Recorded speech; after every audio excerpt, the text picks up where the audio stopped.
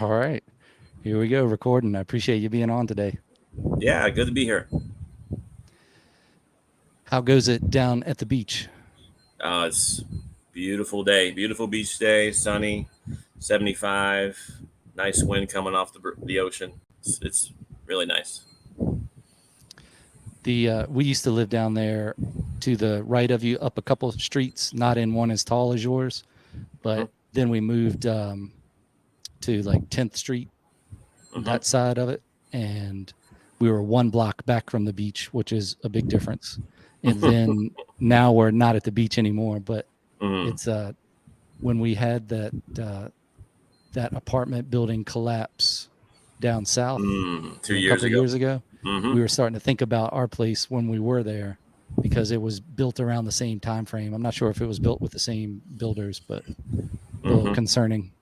Any Yeah, any of that absolutely. in any of that in your head lately, or you Yeah, of course. forgotten When that about that? happened, the building I'm in was built in the '70s, so they're constantly doing maintenance, renovations on it, and we're paying for it as residents. So I think everybody in the back of their mind now is a little bit concerned about structural integrity of older buildings and just maintaining them throughout the weather and the hurricanes and all that stuff. Yeah, it looks good. We drove by the strip the other day, and it was your building. I think they just redid it, so it took what, a year or so.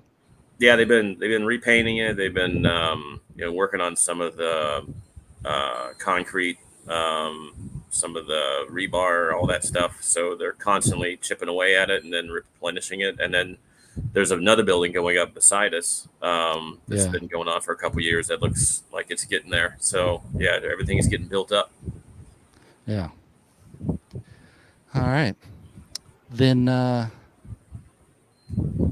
I guess we're here to talk about creative processes, and you do a lot of different things. So, how do you see the creative process kind of mirroring in, or like bleeding over from writing to photography to counseling to self defense and all that? Yeah, I think for me, creativity has always been something that I want in my life. And I think the way that I've pursued it is, you know, whenever I've had a passion for something, I've I've really gone after it, um, and just worked at it and worked at it. That Malcolm Gladwell talked about 10,000 hours. You put 10,000 hours into something, you get really good at it. And I feel that way about my hobbies, right? So they were just hobbies and interests that I pursued and pursued and pursued and just kept working at them to the point where I would get paid for them. And then at some point, when you get really good at them, you just turn around and give them away. So you teach it and give it back. So I feel like that's what I've tried to do in a lot of different creative aspects of my life. How long were you doing that? The writing group from meetup.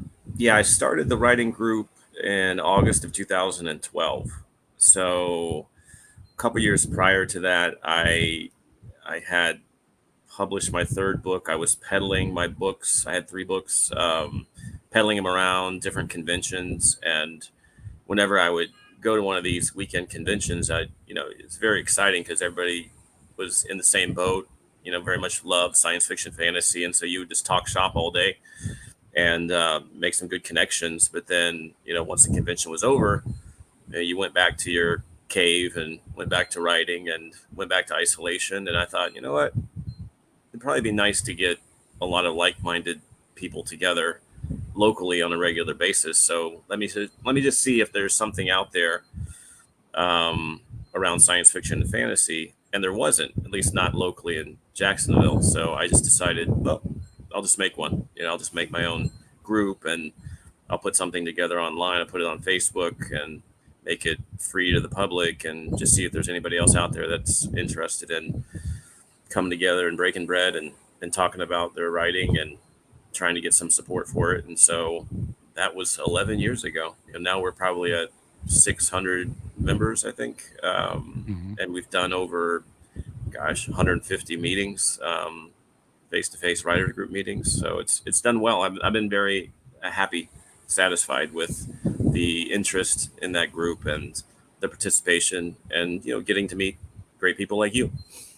Hmm.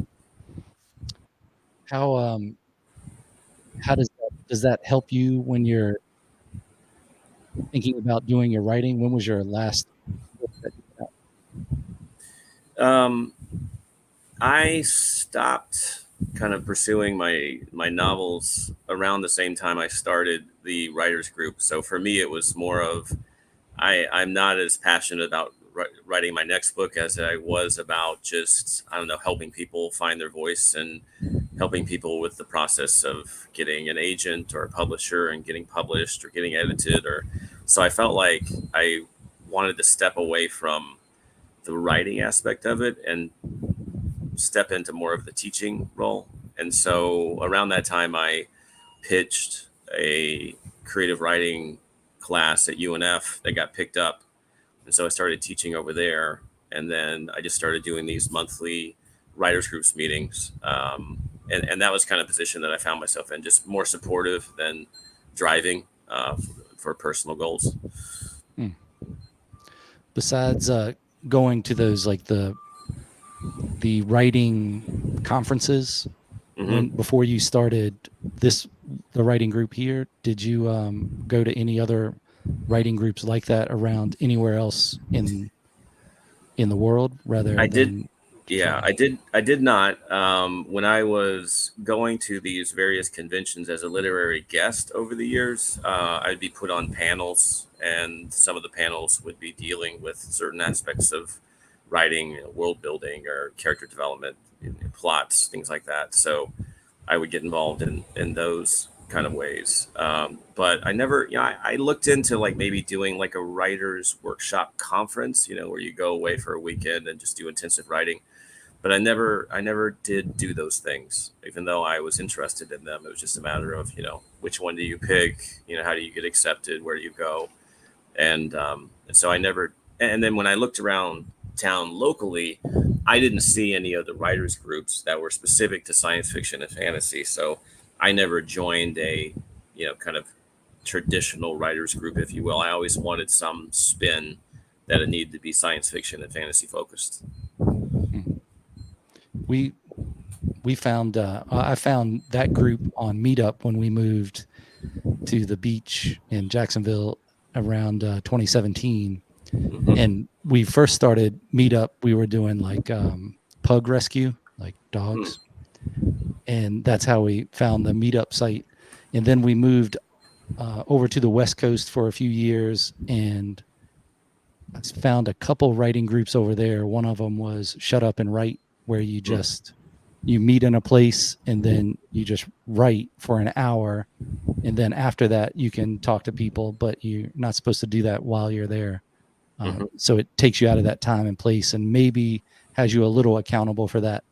But and then I tried doing another one when we moved to a different place called Cease Your Prattle and Write, because I thought Shut Up and Write might have been a little harsh. But the one thing I liked about those writing groups was meeting the other people, but it's meeting the different types, like the amount of strangeness you get from writing groups. Um, that's what I was looking for. And then with I like the where people read it, like it at yours, where you come in, everybody brings something, you read a little piece of it, and then people talk about it. That's good. And I also liked the regular conversation with other people that write, like after that, like go eat somewhere or get a drink or Hmm. something. And Hmm.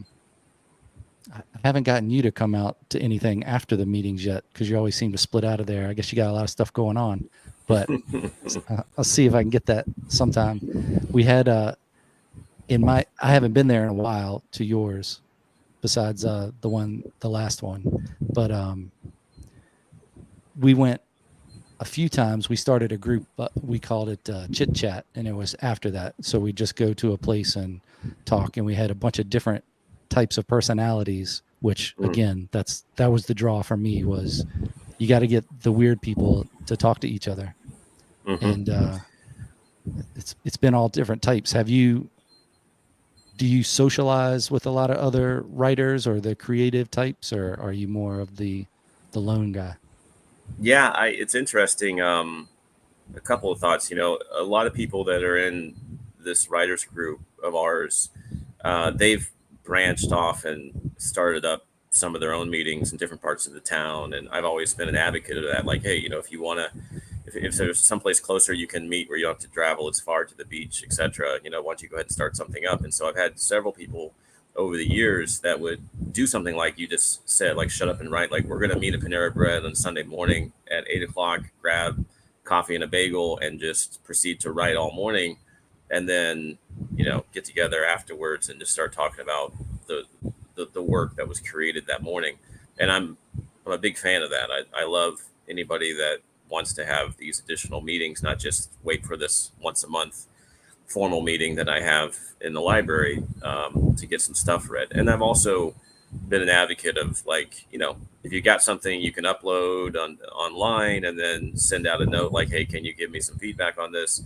I've always been an advocate of that as well. I know at times people, well, and I know different people in the group have had these types of meetings where there's a restaurant involved, where there's food and drink, and so you have a beer and go through your critiques and whatnot. And then there's been people that have said, hey, after the meeting, let's have a meeting, let's go to a place, break bread, and talk about writing, etc. And I'm the advocate of that as well. But me personally, I'm kind of a lone wolf. I like coming in. I like the focus and the energy, that I put into the group. I love the different personalities involved. I like the different writing styles. Some people are real characters, so you look forward to have what they have to say, and you also know that everybody is trying to help each other by providing some genuine feedback, about whatever's getting worked on. So I like all of that. I like that meeting. But after fact, the social aspect of it, yeah, not so much. I usually just kind of head back to the beach and, focus on something else. So I know people have said, well, why don't you just come out and hang out with us? I'm like, yeah, maybe sometime. But I'm kind of antisocial that way, I guess, in some respects. Hmm. That makes for good counselor, I guess. All right. How'd you get into that from writing? Yeah, I had a corporate career. I know it probably doesn't look like it, but I had a 30-year corporate career. Um, 10 years of AT&T, 20 years of Bank of America. I rose through the ranks, and I had, lots of people that worked for me over the years. I had teams of people that worked for me that I coached and managed and helped with their performance, and also helped with them personally as well, at times with their life is having some troubles. So, after I retired early from that career and started my own company with, self defense, safety, and awareness programs, I looked at different aspects of consulting, and I thought to myself, I can do business consulting. That would be another aspect, another arm of my business would be business consulting.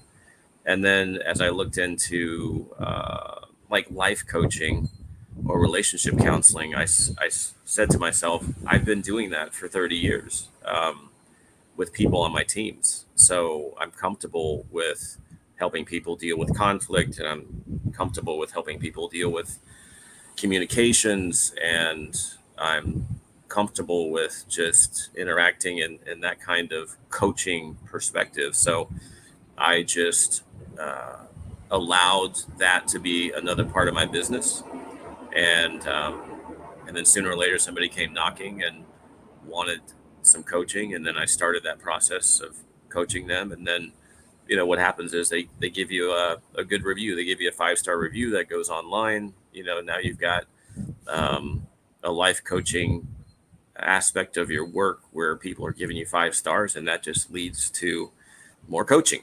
So I just started doing that as just an additional aspect of my business. Hmm. Then the photography blends in there because you ended up at the beach, and then I guess you can't not want to take pictures when you're out there. It's like on the horizon. Yeah, I the first several years that I was able to live here, I just would walk the beach in the morning, with my dogs and wait for the sunrise. And took an old iPhone 4 or 5 with me at the time, and started to just enjoy the sunrise and take photos of the sunrise. And then I started sharing them with my friends and family. And after a while, people started asking me questions like, "What kind of camera are you using to take these photos? Because they're really good." I'm like, "I'm just using my iPhone." And they're like, "There's no way you're using your iPhone for these photos." I'm like, "Actually, you just point and click, and it happens." And so I started getting into photography just for you know just the excitement of like a good sunrise picture, or now there's a seagull flying through the frame, or there's a wave coming that I want. And so I started developing an eye for photography, I guess, in a way. And then friends encouraged me to try to sell them, and I'm like, I don't really know how to sell photos. And they're like, "Oh, just upload it to this site, and then people come in and they're trying to market or advertise certain kind of campaigns, and they'll buy certain photos from you and just sell you like $5 an image or something." And I thought that was ridiculous. And so then I started doing it. Lo and behold, people started buying my digital images and sending me electronic cash. And then after a while, I was like, wow, this is something I can. I guess I'm semi-professional with it now. I've never taken any lessons, but cameras got better, iPhones got better, um, so I upgraded. And then I had a friend that suggested I start maybe donating some of my photos to like hospitals and doctors' offices, just for kind of like patient therapy, art recovery programs. And so I started doing that. And then I decided that I wanted to donate to UNF, because UNF's mascot is the osprey, and there's a lot of ospreys that fly around my building out here. So I was taking a lot of photos of ospreys flying around, and so I approached them and said, "I'd like to donate some of these pictures to your buildings, ospreys." And they're like, "We're moving." This is like 2020. It's like, "We're moving away from the big digital cameras with the attachments. We're kind of moving to smartphone photography, and we need someone to teach that. Would you be interested in teaching a class like that here?" And I'm like, "Sure." So they're like, "All right, well, put a syllabus together and send us what you think you would be teaching." And so I put something together and sent it in, and they're like, "It sounds good, let's do it." And so I've been teaching iPhone photography now for 3 4 years at UNF. Wow. What's your best iPhone photography tip? Landscape? The best tip is to be patient, because sometimes the shot just doesn't develop right away, and you got to wait for it to develop. And so take a lot of photos, and then later you can whittle it down to a critical few. But don't be afraid to take a lot of photos, because that's how smart technology works. You can take a ton of photos and delete them right after. So take a lot of photos. Yeah. In the 2012 timeframe, when we moved out west, we then, because my wife's job was made it able to do this, we got an RV and we lived in that with the two pugs for almost a year, driving around the U.S. Went to all the contiguous U.S. Great way to see the country. Mm-hmm. It's always nice to have a bathroom with you, and then the dogs just think it's a living room going down the road. But took a lot of pictures on that, and you get a lot of. It's kind of like watching TV when you're driving a RV, because the landscape's going by and you take pictures in places. But I noticed a lot that you would see the perfect picture, and by the time you're ready to take a picture of it, that's gone. So Mm-hmm. there became that sense of, you have to understand that what you're looking at now, and you get kind of that photographer eye, I guess, where you're like, this isn't the picture I want, but in a minute it's going to be. And I guess that goes towards the whole idea of being patient about it. And you Mm-hmm. can just see something and then you go, oh, that's it. Or the lights, a certain way when you look out of the window in the evening sometime, and you go, wow, that's a photographer's light out there. That's the way the sun is hitting that. It doesn't look the same as it always does. Yeah, it's there's so many elements to photography that you just come to appreciate as someone that enjoys taking photographs. There was a scene in a movie called The Secret Life of Walter Mitty with Ben Stiller, I think, was in it, and Sean Penn. Sean Penn was a professional photographer all over the world taking these shots. And there was a scene where Ben Stiller is trying to track him down, and he's somewhere in the Himalayas or something, and he's trying to take a picture of a snow leopard or something, and he finally catches up to him, and then Sean Penn's like, "Hey, look, there's the snow leopard," and Ben looks in the lens and sees it, and then notices that Sean's not taking any photos of it. And he goes, "What are you doing?" He goes, "Sometimes these photos are just for me." And I feel that way sometimes too. Like sometimes the shots are just, I'm not taking a picture of it. I'm just gonna drink it in. I'm gonna enjoy Yeah. it and let it go, because sometimes they're just for me. You know. Yeah. You definitely have to understand when that moment is. Like the camera is not going to capture it. So to Hmm. try to capture it, you'd miss the moment. So just Hmm. stand there and appreciate it.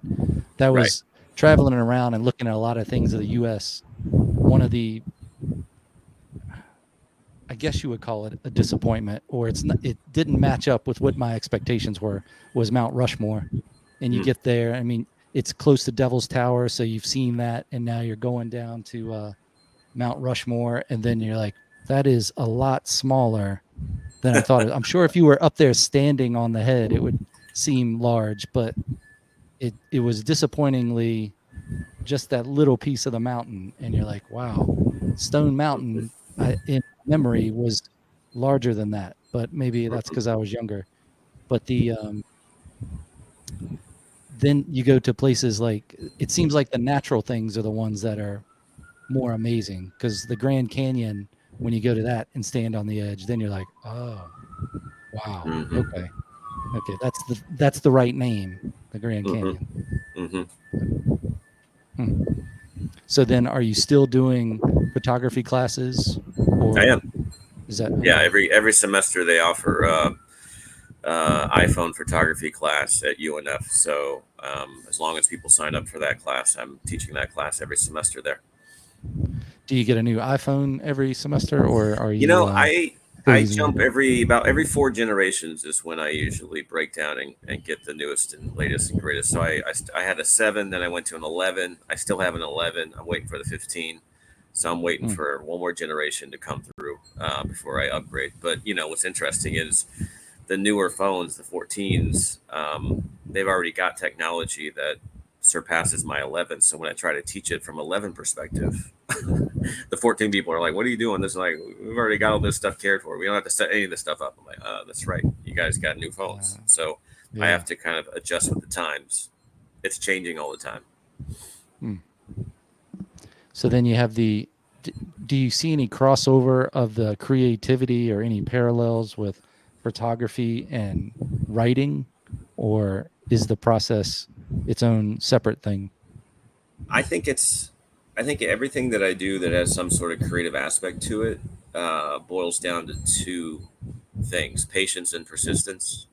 So I think you have to have those with whatever you're doing to get better at them, and also to know that it just is going to take some time to develop into better writing, better photographs, better anything. You just have to be patient and you have to be persistent. So I always say patience and persistence is really my key to success with whatever I've done. Is I just stick with it. I enjoy it. You stick with it. You keep doing it. You get better. You learn from it, and you stay open minded about how can I get better. And I think a lot of it is meeting other people that have that kind of passion, being around those kind of creative people, and just asking questions and listening to them and just learning.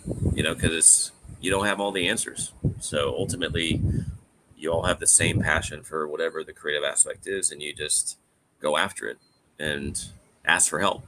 And I think that's pretty much what I've done over the years. Just go after it, ask for help. Hmm. What I guess then, what if you had mixing all your experiences together? So you got the counselor and the writing, photography, the business side. What would your, besides the patience and persistence, it's probably the answer to it. What would you tell a person that is starting out with writing, and then they're trying to find their voice? Do you have any tips for that outside of the patience and persistence? Yeah, I mean, I think ultimately you have to enjoy it and you want to do it for yourself. So, if you start with this thought that I'm, going to get an agent, I'm going to get published someday, I'm going to, be a big writer, etc. That's not the right that's not the right bite of the elephant. Like how do you eat the elephant one bite at a time? The first bite is just try it out for yourself and see if you like writing, you know, and then if you do like it, then keep at it, and then read a lot. The people that I've seen in the group who have read a lot, you can tell that they've read a lot because their choice of words, their vocabulary, the way they're putting their grammar and syntax and semantics together, you can tell that they've just seen a lot of written word.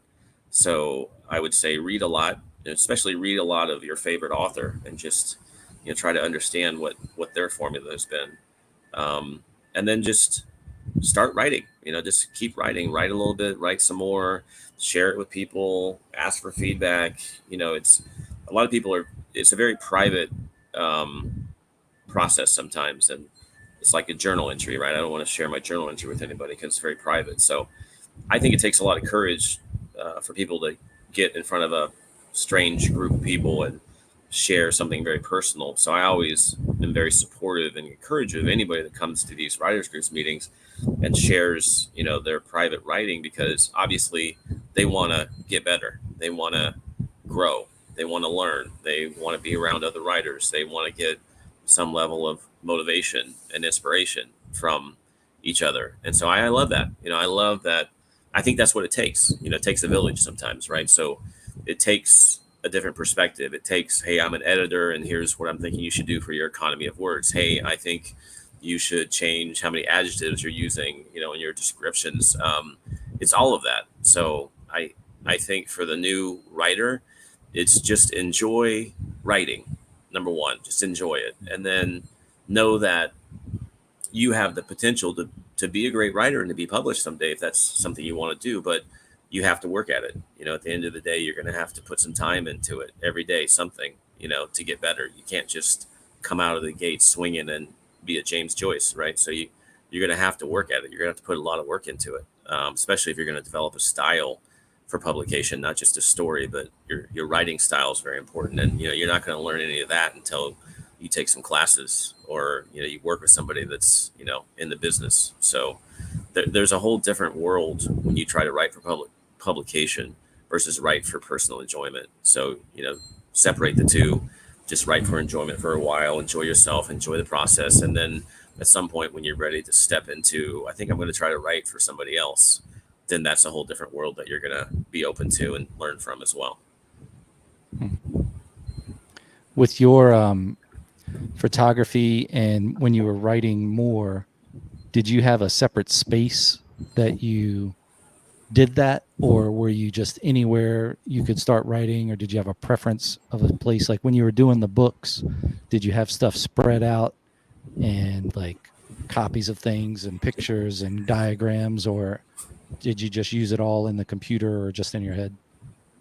Yeah, so there's two schools of thought when you're trying to write a novel, write a story. One is the war room, so to speak, right? So you've got a big room full of blueprints and organization and stuff on the walls and chapter outlines and how everything is kind of nuanced together. And so you've got this whole blueprint of what your story is going to be about and how it's going to go before you even start writing anything. And that's like a Tom Clancy or John Grisham. They do that kind of stuff. And then the other school of thought around writing is the one that I subscribe to, which is the quote is writing is like driving at night during the fog. You can only see as far as your headlights, but you can make the whole trip that way. Hmm. So that kind of writer just sits down and goes, whatever, let's just see what happens today. And, I would say most of my life is the first way. It's very blueprinted. But my writing is very much the second way. I don't even know what I'm going to write about. I don't know how it connects together. I don't know anything. I just sit down and go, let's see where the road goes today, and that's not for everybody. And I don't know why it works that way for me, but that's the way it's worked as I've written my stories. So um, when I was writing, I would set aside time for writing every day. So, one of the quotes was, if you write 2,000 words a day within 45 days, you get 90,000 words. That's a novel. So 45 days, you can write a book if you write 2,000 words a day. So I would definitely write every day. I had a little office, so I'd go in there, and I had all sorts of reference books and thesauruses and sentence starters, and I would definitely use the internet to do research. And so part of it was creating, but also researching at the same time. And I was also kind of an editor at the same time, so I wouldn't just blob it on the screen. I would blob it, and then I'd start looking at the writing and trying to revise it and have a good sentence before I moved on to the next one. So I kind of did all of it at once. Um, but I like that. I like that process of just creating, putting it on the page, refining it, making sure that it's believable, with the research I was doing. And so, long story short, writing every day, writing from a particular place where when I sat down, I was ready to write. And I had that kind of momentum of like, yeah, I'm here, I'm writing, I'm going to put at least 1,000 words on a page. And that's how I did it. So it was very methodical, but also very free flowing. I would imagine that probably having that first part of your life of the 30 years in business helps with writing, because you have the more, even if it's not dealing specifically with sci-fi stuff, it's just living, Business writing. and then you have more of a well to draw from. I don't know if there's a better way to explain that, but Yeah, I mean, I think the business writing that I did and the pressure that I felt in some situations with managerial presentations and putting together research documents in a summary in some sort of way that creates emphasis and some sort of summation. All of that, I think, contributes to trying to get your point across with an economy of words in some ways. But I also think that the fact that I read so much when I was younger, and I was the Stranger Things kid. I came up on Dungeons and Dragons. I dungeon mastered every Dungeons and Dragons module when I was a teenager. I was the DM for all my friends. I was the storyteller. I read voraciously back then, so all of that just helped me feel more confident or comfortable as I was telling an original story for the first time. yeah, the dungeon master definitely matters. Definitely matters. Hmm. So then, with all that, you still have this side of self-defense. So is that, how does that work into things? When did you start doing that? Yeah, so uh, people always ask me like, how did what's your origin story with this self defense stuff? Are you ex law? Are you ex military? No. Are you ex law enforcement? No. They see my tattoos and they're like, are you ex convict? I'm like, no. I saw a Bruce Lee movie when I was a kid.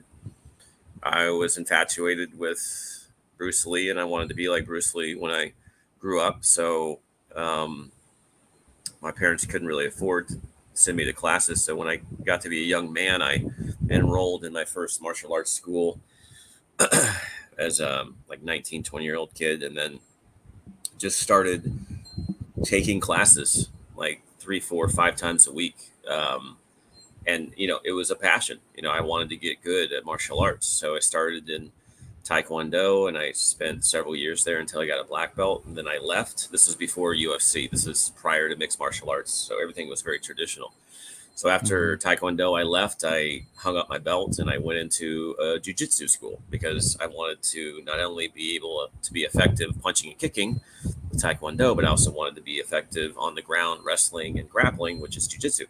So I stayed in a jiu-jitsu school for 4 or 5 years, got a black belt, and then I left and I went to a traditional Japanese karate school and got involved in that style, as well as a couple of weapons, the Joe and the the sword, Iaido and Jodo.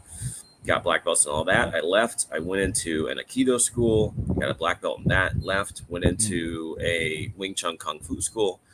And this is now, we're 25, 30 years into this kind of training and 5 or 6 black belts in. And then around that time, I had some career-ending injuries.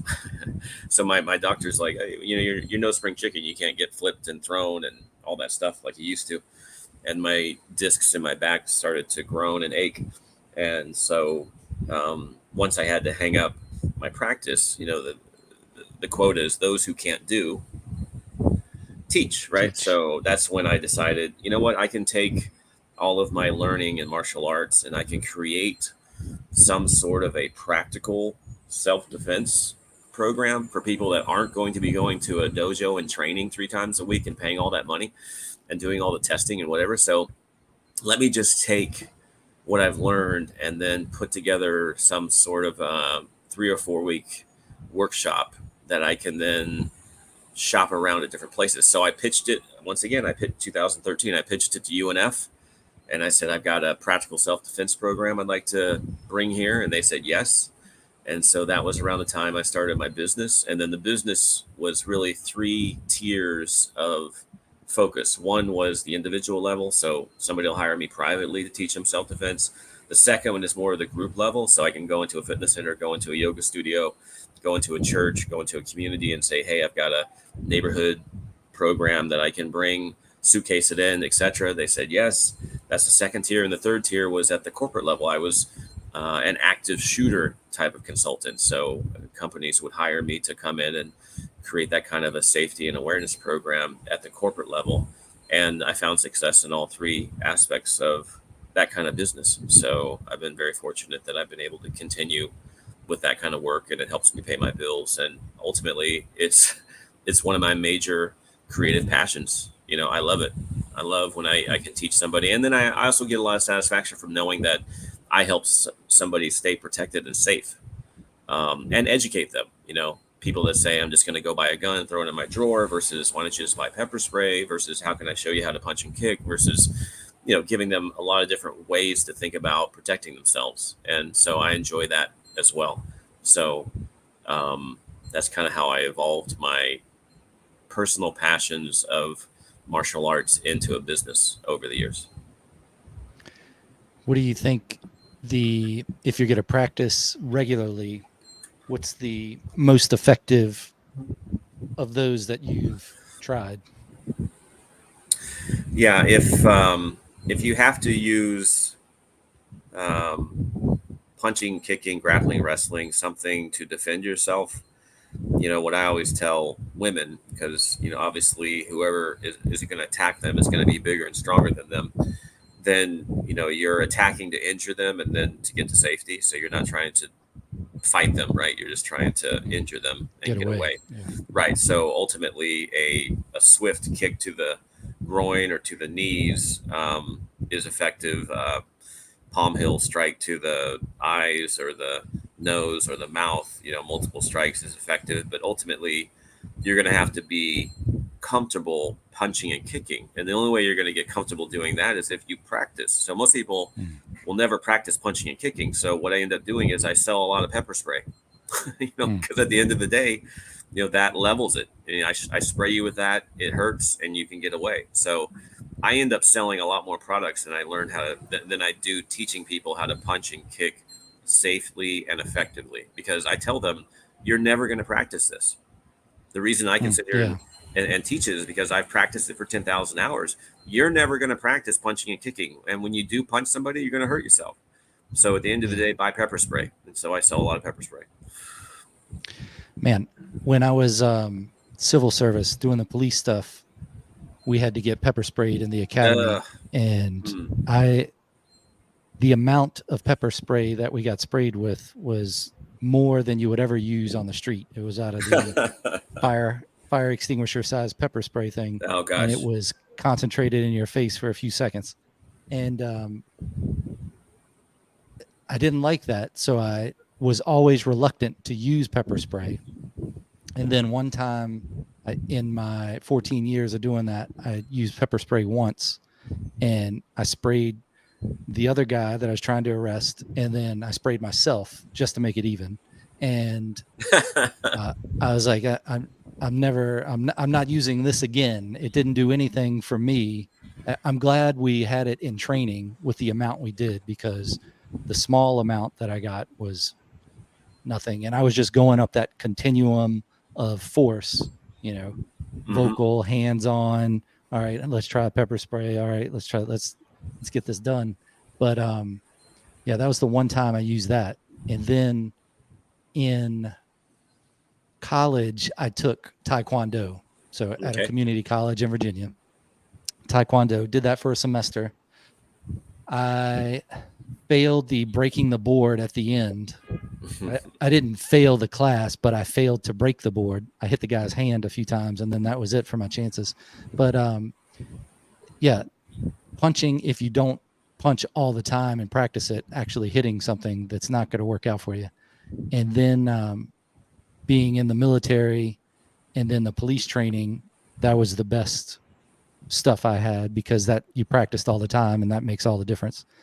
And Hmm. then when we moved out west, I took an Aikido class for about 6 months, because I wanted to be able to defend myself but not hurt the other person. Hmm. And with the Marine training, that was, it all ended with stomping on a person's face. So I didn't want to end that way in the regular world. So there was a conflict of training between the military and the police one, because the military was, of course, war fighting, and the police was minimum amount of force necessary. And so about 6 months through the Aikido class, I realized that this was not going to work unless I did it for 20 or 30 years and Hmm. became a master at it. Like, this Right. isn't something you learn and then you're going to be able to do a breath throw on somebody if they mess with you. I Right. did use the diagonal movement out of the way one time when an aggressive homeless guy was messing with me in Salem, but in Oregon. But besides that, the Aikido I found more ceremonial and dancing than anything. The Taekwondo was good for the striking and the kicking and flexibility. That was great. And then when I started working at a place that did police training in Oregon, that's when I first saw jujitsu. And I was like, man, I wish I found this when I was 20, because it hurts a lot more now. And I'm sure I can get hurt a lot quicker. And wow, the jujitsu just opened my eyes to, if you're in high school or wherever and you're doing wrestling, that's probably a great skill to have in your base programming. And Right. then the like a wrestler, I think, would do well with jujitsu.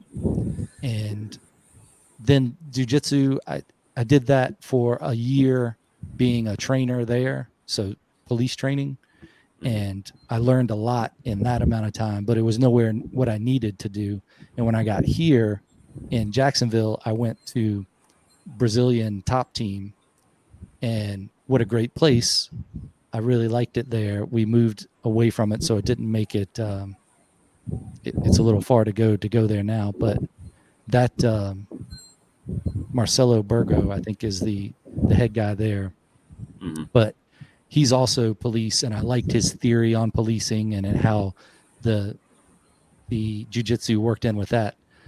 And there were a lot of police that went there, so it made me feel good knowing that police were being trained that. But I definitely feel like if I was younger and less less able to get injured, that I would probably have stuck with jujitsu for a long time. I'm still thinking about going back to it, but it is humbling in the sense that you're a white belt or whatever's below it, and you're just going to get beat all the time. But you learn a lot. You learn a little bit every day, and that goes into that 10,000 hour thing of you gotta you gotta practice to get better. But so you're doing the. Would you say what takes up most of your time now is your self defense stuff? Yeah. There's a lot of different threads of conversation that you went through that I want to touch on a little Okay, bit. let's do it.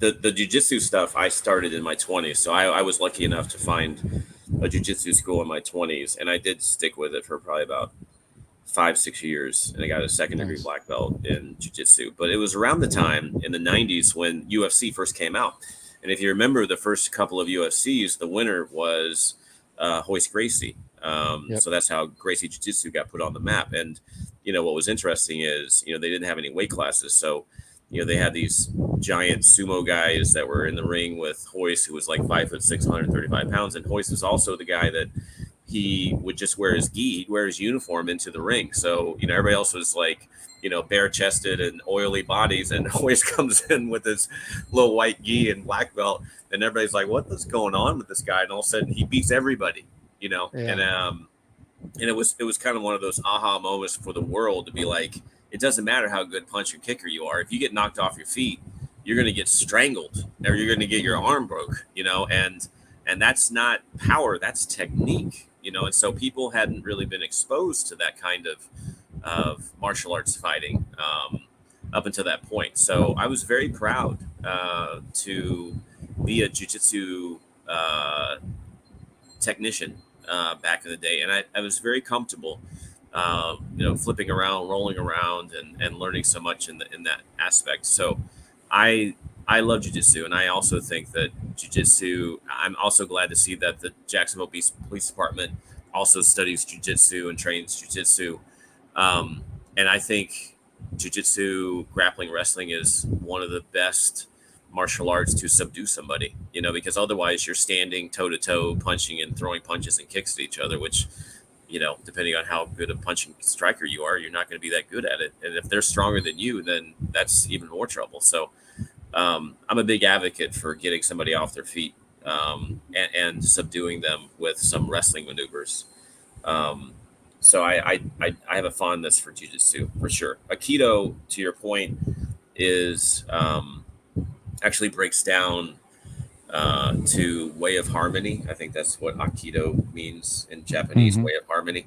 So it is blending. It's blending with your opponent's energy and redirecting it. So it's not as much punching and kicking as it is, flipping them, rolling them, pushing them, shoving them, etc. And I learned that late in life. So I learned that in my 40s, and I had already gotten appreciation for other types of martial arts leading up to that. So I really appreciated what Aikido was bringing into my skill set, which was finesse and timing and distance and energy exchange and breathing and a lot of things that most people would look at and go, I don't think Aikido is that effective because I don't get it. I'm not that good at it. I don't know what to do. I'm not sure how to, you know, blend in and redirect. And it takes a lot of practice to do that kind of stuff. But I think it's a very effective art as well. It just takes a long time to get good at.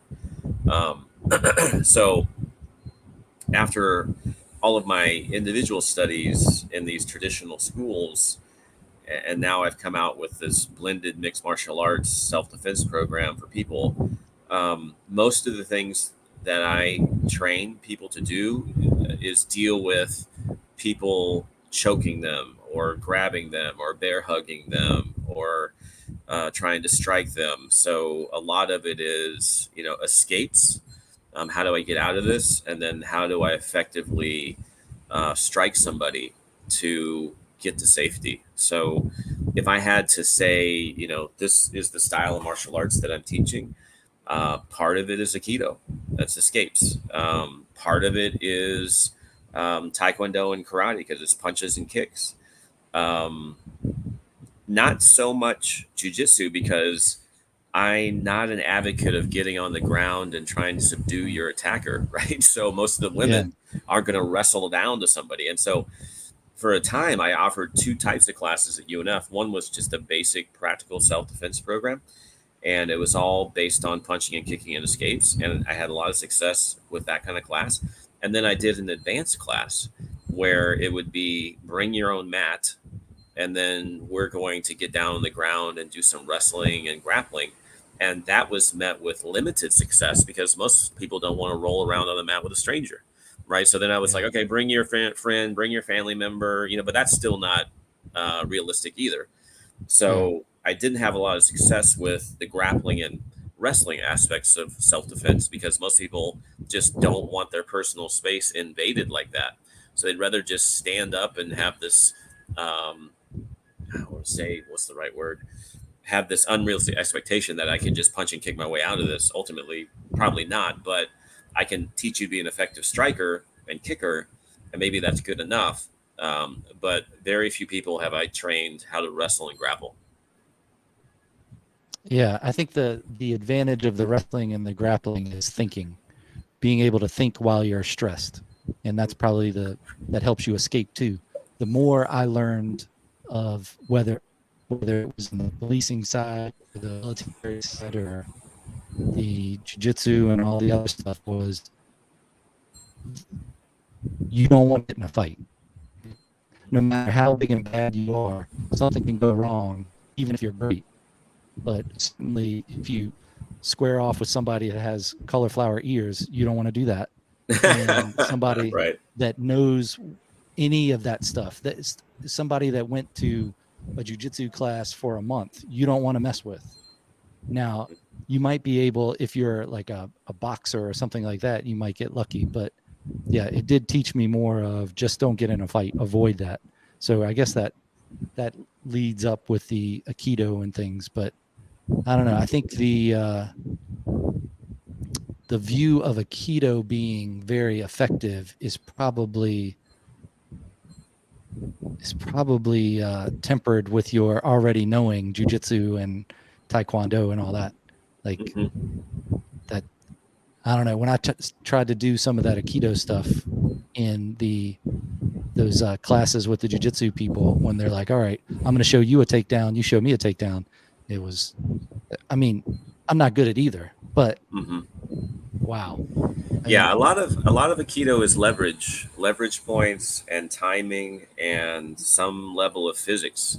So you got to enter into a person's personal space and be able to contort your body in a certain way to grab a hold of them and keep that kind of distance, and so that takes a lot of practice to mhm, get that kind of comfort, to get into somebody and throw them or push them down or redirect their energy, and that does not come natural. That is something that's learned. And so yeah, I had a lot of foundational work leading up to my appreciation for that art that I then was able to leverage as I was going through that martial arts style.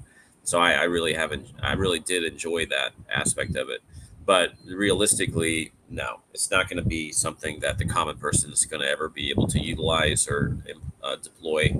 And for the most part, to your point, if I can recognize and avoid danger, then I never have to get into a physical altercation. So as long as my spidey senses are working or the hairs in the back of my neck are going up and I'm feeling like this is a sketchy situation or a sketchy person, and I can just go across, the side of the street and go a different route or whatever, then, I live to fight another day. But ultimately, if you're super alert and aware, which unfortunately with today's iPhones, I think our average attention span in America is about 8 seconds, whereas a goldfish is 9 seconds.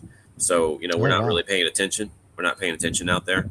And a lot of people are on their phones, texting, music, phone calls, etc. And, the bad guys are, it's crimes of opportunity, right? I'm just waiting for the opportunity to run up on you, smash and grab, or get your car, whatever. So a lot of what I teach is just awareness, situational awareness. Just being alert when you're out in public is a big factor for most people because they're just oblivious to like danger all around them. And that's the main thing I try to teach is like just be situationally aware.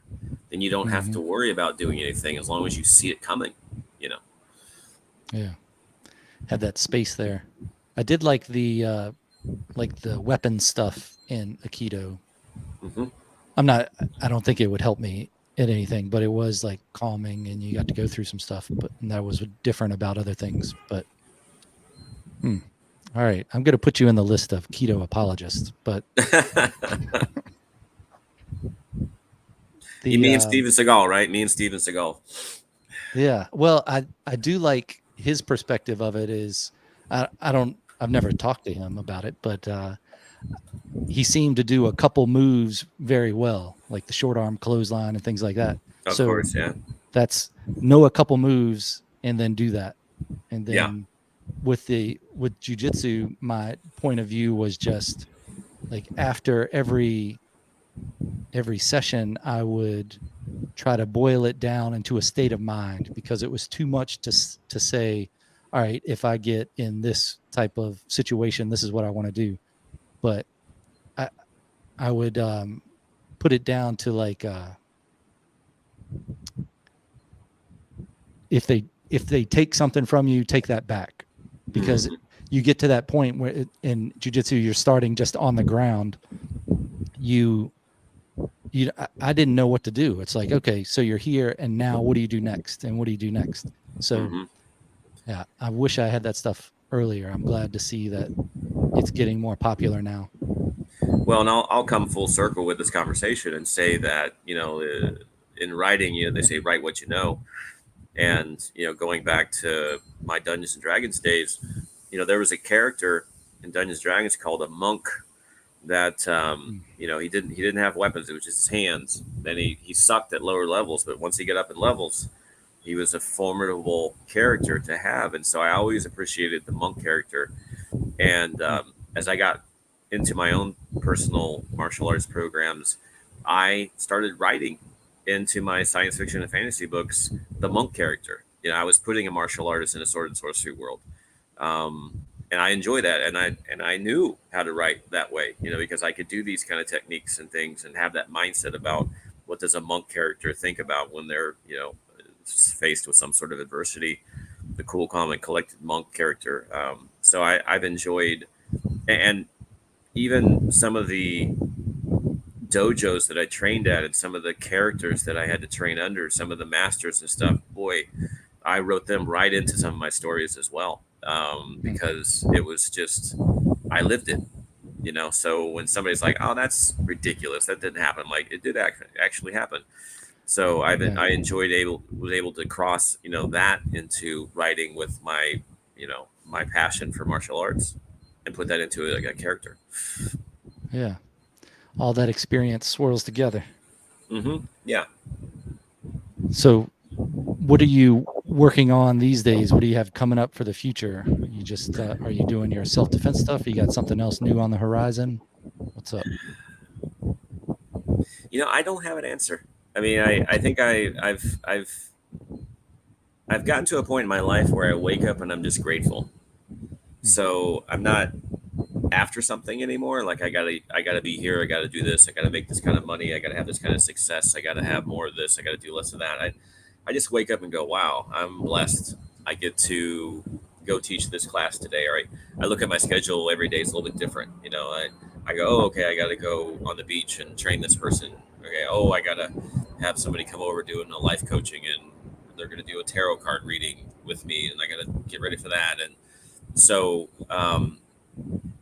for me, it's just being grateful that every day I can just keep at it in some ways. I don't have any sort of pressure to be like more successful. I'm successful enough to like live the life that I'm living, and I'm grateful for living it. So right now I'm just trying to be the best person I can be for myself, for my family, for my girlfriend, for my friends. Just be positive, and if I can be of service in more ways, I will. But I'm not after some sort of like golden fleece anymore. I'm just kind of enjoying my life, and thankful for my health and the knowledge that I can use and help others with. And so I think every day is more of the same. Just wake up. Wow, the weather's great.